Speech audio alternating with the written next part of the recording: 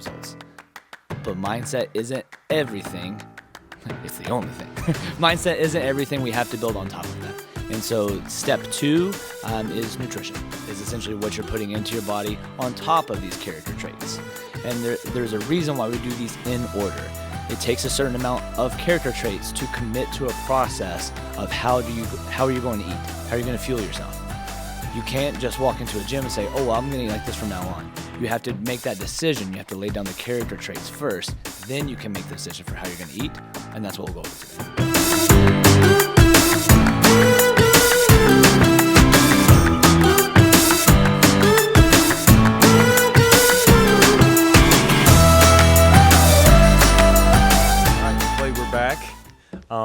Exciting first episode, man. Had a blast with that one.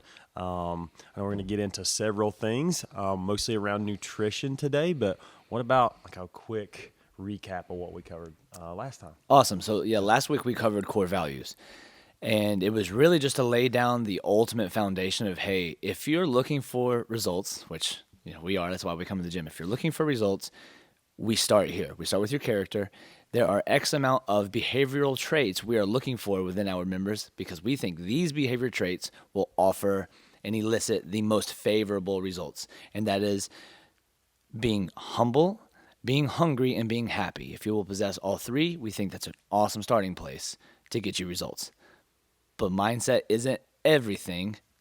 It's the only thing. Mindset isn't everything. We have to build on top of that. And so step 2 is nutrition, is essentially what you're putting into your body on top of these character traits. And there's a reason why we do these in order. It takes a certain amount of character traits to commit to a process of how are you going to eat? How are you going to fuel yourself? You can't just walk into a gym and say, oh, well, I'm going to eat like this from now on. You have to make that decision. You have to lay down the character traits first. Then you can make the decision for how you're going to eat. And that's what we'll go over today. That's awesome. There's several different things, I think, from the nutrition side that we'll get into in the future, like really getting into the micro stuff. Absolutely. All that. Today, really high level, right? So we're going to kind of stick with maybe just some an easy, call it theory or process, whatever that might be, around how to view nutrition, from maybe a macro level, right? So we'll do that today. Do you want to set that up for us? Like, what are we looking at just in general, high level, about nutrition? What should we be looking at first there? Nutrition is such a it's such a hot topic. It will always be relevant. It will always be like religion and politics. You want to start a fight, you talk about what you should eat and what you shouldn't eat. It's especially on the internet. Where I love to get started when talking nutrition with clients and members is, let's make sure we understand what the approach is. Most of the time, there's a political agenda. There's a bias that comes with a nutrition protocol or a program, whether he or she is trying to sell you a book that goes with said program, or maybe they're trying to sell you like maybe a different kind of book, like a recipe book, or maybe a program, or for $29.99 you can enroll in this. And ultimately, you are fueling the bank account of someone else with these nutrition decisions you're making because, hey, it works for them. So what I like, what I coach is something not from anyone with any political bias whatsoever. And that is from Michael Pollan. He is a journalist and an author. He's not a nutritionist, which I think makes him the most valid person to take advice from. He's not a nutritionist. He doesn't own a company that sells supplements or a food service or anything of the like. He is straight up just an author. He's written books like Omnivore's Dilemma. He also wrote Food Rules, but the book that was gifted to me back in 2015 and changed the way I view nutrition is, it was 2017 actually, so not that long ago, is In Defense of Food. Since he has written this book, PBS has picked up the documentary version of this book, and it was on Netflix for a while. I'm not sure if it still is. But Pollan's nutrition protocol is very simple. It is 8 words long and 3 sentences. And that is, eat real food, not too much, mostly plants. Done. 3 sentences, 8 words, and it's eat real food, not too much of it, mostly plants. Very simple, and I actually just added 2 words. Yeah. Very, very simple, and it has created the most optimal results for people I've worked with. I've worked with some people who love to do CrossFit as a sport. Tons of results for them with this approach. I've worked with some people who are looking to lose some weight, and not like 20 pounds of stubborn belly fat. We're talking 150 pounds plus. Same exact approach has worked for them. And like you said earlier, later we'll geek out and go do the nuancy stuff, the very like the microcosms of nutrition, and talk sports supplements and all the rest. But laying down a base layer of how do we eat, it's real food, not too much, mostly plants. Yeah. So maybe we break out those just again. So we were talking Yeah, I'd about love to. eat real food. To start, we're really talking about like the quality of the things that we eat. Real food being also kind of nutrient dense food too, right? So just any like general thoughts when we think about just the quality real food. I guess can we define that? Yeah, I think if you hear that, you're like real food. So what's fake food? If you hear that, we need some definitions. What Paulin says, and I'm a big advocate of this, and that's why I keep like quoting back and saying, hey, I learned this from him. What Paulin says is everything branches into 2 categories. Either real food, and this is food that was once alive. It grew out of the ground, connected to the earth with soil and dirt, or it was a living animal. It had a mother, or it had eyes. It was real food. The opposition is edible, man-made, food-like substance. When you begin to conceptualize that already, we can maybe be done talking about what is real food. It's stuff that either came from the ground or it was edible, man-made, food-like substances made by men and women in lab coats at factories with the sole mission to make money. Like I said a second ago, when you conceptualize all that, all of a sudden the decision-making process isn't as intense. You know, real food is food that was once alive. If it was never alive, it's been dead this whole time. And how much life are you putting into your body if it's, we'll call it a dead product, you know? That's where we start.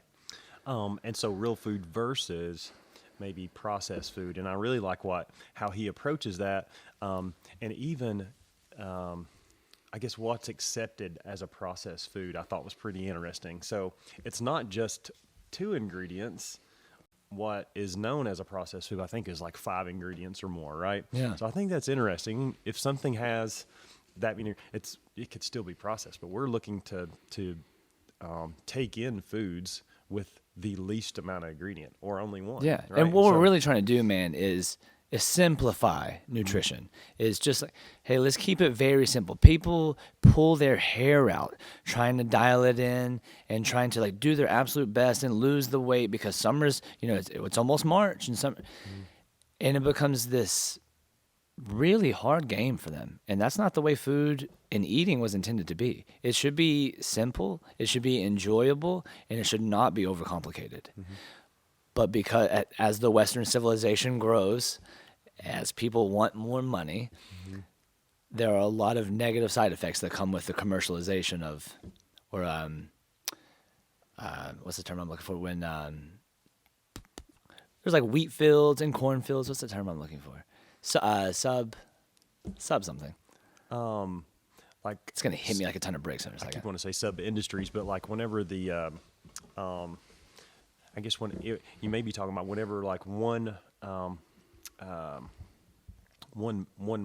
market or one thing, call that, you know, There's a the term dairy- for that. the dairy industry, the Yes. wheat industry, like whichever one, there could be a heavy push for those types of products, and so a lot of times that aligns with, you know, how we're communicated, even from, you know, our government too, like on how or what the best eating is, and sometimes that does include some maybe agenda or something like that that kind of pushes one thing or the other. So Yeah, so absolutely where we start is this real food approach. If it wasn't real, don't eat it. CrossFit's nutrition prescription is also very simple. You know, I said eat real food, not too much, mostly plants. That's even simpler. But CrossFit's is eat meat and vegetables, nuts and seeds, some fruit, little starch, and no sugar. Very next sentence of that is keep intake levels that will support exercise, but not body fat. So we're saying the exact same thing. We've just condensed Michael Pollan has condensed it a little bit more, but he's not a CrossFitter, and we have this unique possession of taking Michael Pollan's approach and creating this CrossFit-like experience, because we do have to geek out a little bit when we talk sports and we talk metabolic pathways, we talk about glycogen, not stuff we're so much going to go over today, but understanding we start with real food. So these edible man-made food-like substances are foods that are not real food. And this is where like the paleo people, this is where they would kind of disagree with some things, because the approach would maybe be, yeah, you shouldn't eat legumes like corn and green beans and chickpeas. You shouldn't have those things. But like paleo cookies, those are okay. Or like protein pancakes, those are okay. Or the paleo people would say paleo pancakes. These are okay. And I'm not a big advocate of that. If there's an adjective in front of the word that could ruffle a little bit of feathers, but it's not good for you. If you have to put an adjective before the product, it's not good for you. Because they're protein pancakes, they're pancakes. Mm-hmm. If they are paleo brownies, they're brownies. And I understand you didn't make them with chemicals, but if you're having grass-fed organic ice cream, you're eating ice cream. Mm. These things aren't good for you, but man, you can do this huge marketing ploy and you can make that cash money if you're willing to tell people that this stuff is good for you, because it's clean, it's organic. It was made with organic cane sugar. You know, that sounds so nice. No. It was made with coconut sugar. It was made with stevia and maple syrup and agave. It's still sugar. It's still not good for you. These are still products that were made and put on the shelves, so we would spend our money on them, ultimately eat them, get sick, but man, they tasted great, so let's get them again. And or they fit my macros, which would probably be another topic. And it's not this real whole food approach. So we start with the real food approach. It's an animal, it's a vegetable, it's a fruit, it's a nut or a seed, and it grew from the earth. Real Easy. food. So two things. I think a whole nother nutrition episode, but if people are out there wanting to research a little bit more, like why do we have processed foods? And you could look back at the push in low fat products in late 70s, 1980, somewhere in that range. Like that was a whole program that come out. It was pushing low fat foods and having to push sugars back into those to bring the taste back. There's a whole nother thing to talk about there, is like how and why we have processed foods and what they really do. And then, more things like the lack of, when you have sugars and the lack of fiber in some of those foods to like tell us we're full, like some of that natural stuff. I think it's pretty interesting how we end up there. But you said like looking at these sugars and things that are marketed healthy, it's a really interesting space. And just recently I had my own experience where even now, healthy pre-prepared meals has become a really big thing, and I think a great option for people in some areas.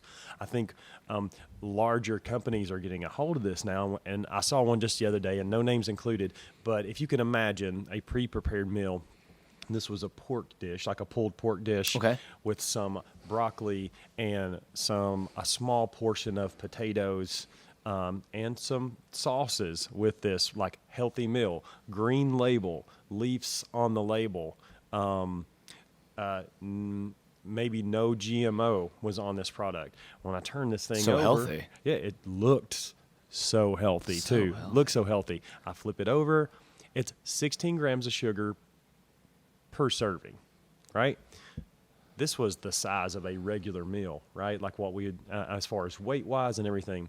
There were 2 servings in this. So you actually got 32 grams of sugar in this one meal. I'm sure a lot of that came from... Or you could have a can of Mountain Dew. Absolutely. And then the scary thing, and that's where, it's hard in the space if you're not eating real food, like what can you, what do you trust as good? Because everything about that packaging and everything that was included there screamed, I'm healthy. No different than walking down some of the middle aisles of the grocery store and seeing healthy bars and chips and things like that. And so that's definitely where I would want anyone that takes our classes here to to really conceptualize, man, is if it's not real food, then it's a product, and this product was not designed with your benefit in mind. Maybe it's budget friendly, or maybe it is just so good, tastes awesome. Bold statement, but I think you can do much better if you skip these altogether. Yeah. I'm not a huge advocate of, like I said a second ago, like protein pancakes or keto waffles. I'm not an advocate of this. I say we start with real food. We start with produce. Eat as many fruits and vegetables as you can. Sourcing matters with meat. We don't want really fatty meats. We would like a leaner source. But even if you're eating a slightly fattier cut of beef, man, I want you eating that way before you're going up and down the aisle buying beanie weenies and calling that your protein source. You know. Great point. Way more to come with that piece. I think. I think so on too. to there's just we could really geek out on all that stuff. So the real food. Not too much. Yeah. Right? So the second sentence is not too much, and really, what we're looking to do is quantify it. We have the quality now, but we also need the quantity. If I want to know something about your health, and maybe not know something about your health, if I want to guarantee you more results with your health and your fitness journey, I need to know what you're eating and how much you're eating. To keep things simple, we're not talking about calories. We're not talking about macronutrients, which is, for those not in the know, it's essentially how many grams of protein, carbohydrates, and fat are you eating within each meal, within each day, ultimately leading up to a X amount of calories throughout the day. In regards to not too much, we're saying 3 or 4 meals a day. Each meal is about a palm-sized serving of protein. You don't need the scale for 4 to 6 ounces. We're saying about a palm-sized protein serving. The leaner, the better. About a palm-sized serving of fruit and or starch. Sweet potatoes, even white potatoes, rice, brown, jasmine, or fruit. Maybe this is 1 apple, or this is a pear, this is a handful of berries, about a palm-sized serving of blueberries, and then the rest, no, not the rest, then as much vegetables as you can handle. I was going to say the rest of your plate, but I don't really think that's true. Kind of the more the better there, and that's going to lead us into the third sentence here in a minute. But if your plate looks like that, what I just described, 3 or 4 times a day based on your size and or your goals, and we can limit the amount of snacking you do throughout the day. And we're also not like going back 4 seconds. But even then, though, man, if you are going to have a second plate, and you're doing it with whole foods, that's a start. That's a total start. We can dial it in, and we can get you the results you're after faster by having a better take on quantity. But it's a quality approach first. If we got that, we're good. Well, I think a lot of people they'll flip the script. They'll go not too much, and then eat real food. And so they'll start with not too much. And if you start there, then you're weighing and measuring how much you're having of these products we were talking about earlier. How many grams of protein are you getting from this protein bar that you got from the gas station? And that's not the approach. It's nice to quantify how many grams and or calories are entering your body.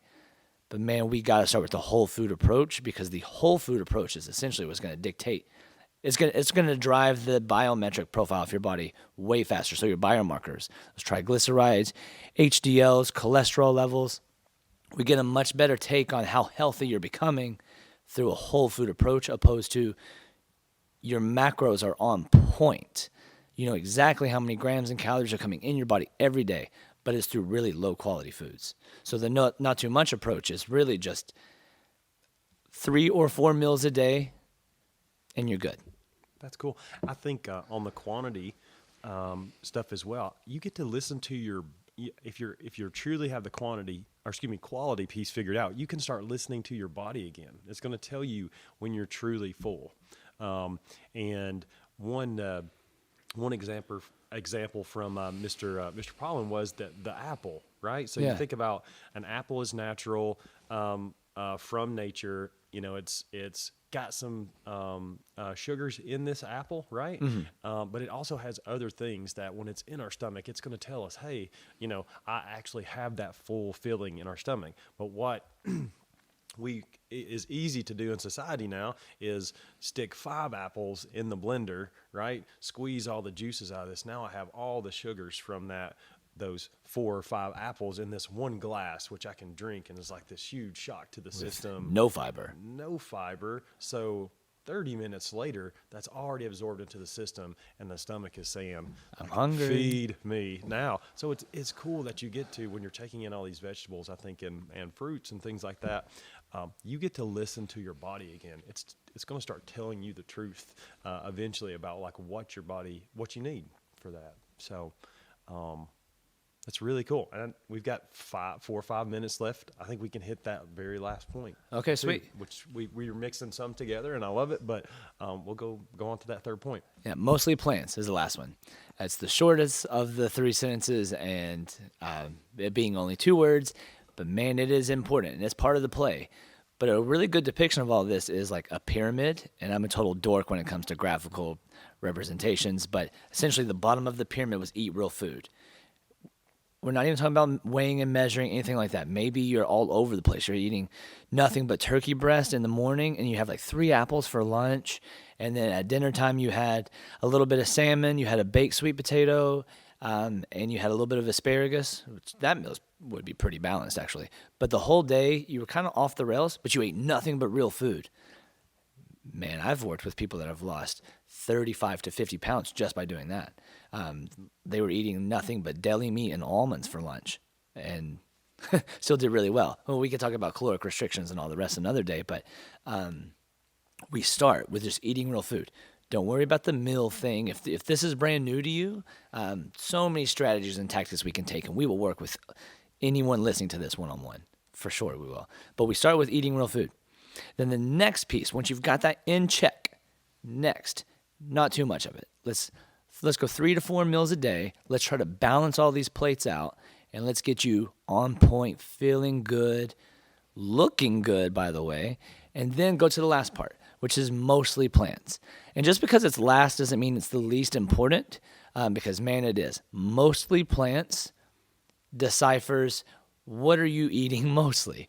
And we think that plants consisting of vegetables and fruits are the most beneficial to us of all the things we could eat in regards to their ability to deliver a really high dose of what we call micronutrients. These are vitamins, minerals, phytochemicals, things that our body makes already. Things like vitamin B and zinc and magnesium, like a lot of the things that nutritionists will push really hard, like, hey, make sure you're supplementing with these things. Like, things that we make naturally in our body, and these foods are the most dense in those. Also, it's way harder to overeat broccoli florets than it is cheesecake, Yeah. So if we're eating mostly plants, mostly vegetables and or fruits, you're going to be able to eat more. You're going to feel better. And if your diet consists mostly of, we'll call it broccoli, cauliflower, and carrots, if you're eating mostly that throughout the day, I promise you're going to look pretty good. And we're going to get your biomarkers. The one that we look at the most is how lean can we get you, which is your body fat percentage. We're going to get that body fat percentage in check pretty quickly if you're eating mostly plants. And then all the stuff that you're eating that are not plants, those things are still real food. If you're doing that, I mean, we can get you shredded pretty fast. And it sounds like we're selling you the dream, and that's actually not the case. This won't take 2 weeks. This won't take 4 to 6 weeks. Now, if you're on point for 4 to 6 weeks, you will see major changes. But this will take a while, and that is why last week we talked about being humble, hungry, and happy. And one of the pieces of hunger is not hungry like food, but one of the things that we talked about with hunger is ridiculous work ethic. Knowing that the things are not going to change like that. It's going to take some time. I said last week, no one ever got fit from one salad, but no one got fat from one donut. It was your habits build over time. Like kind of like James Clear's Atomic Habits stuff. It's like these habits will build. And nutritionally, we can get your body fat percentage in check, something that is favorable to you. Like if you participate in the sport of CrossFit, we can get you to an optimal level of leanness pretty quickly by following this, call it regimen, nutritional philosophy. Or if you're not interested in the sport, you're just here for a really good time, get fit and get healthy and look good without your clothes on, we can really do that and put you in a good percentage, which is kind of like 15% or maybe just a little under for men, 20% or maybe just a little under for women. This is how we get you there. We eat real food, not too much of it, and most of it is plant-based. Love it. So really kind of set up the baseline plan of like how to look at it, the time frame of when you should expect results.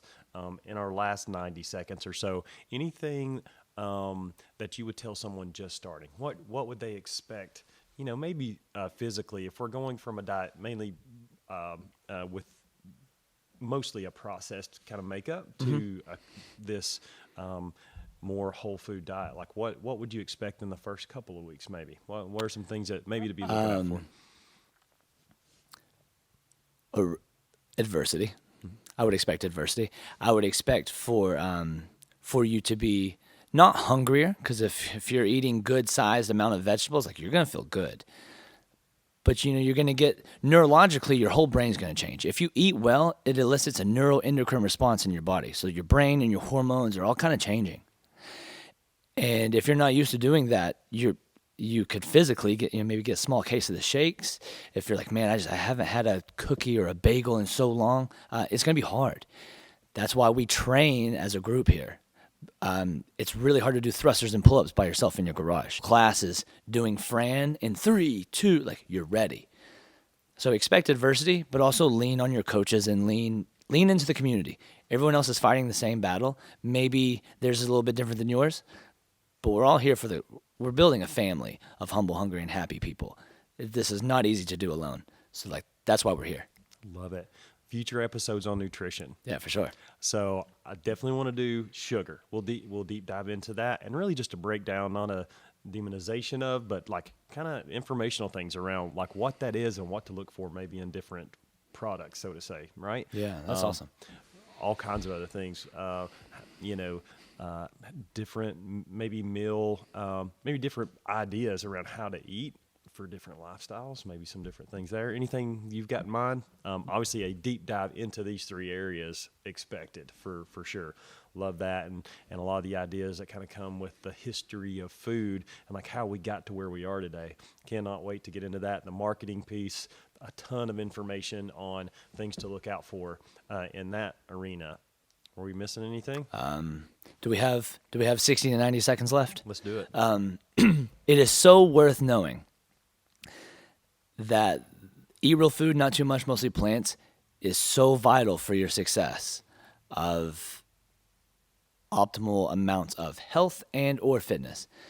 These things don't matter. Eat real food, not too much, mostly plants, does not matter if your character is not in check.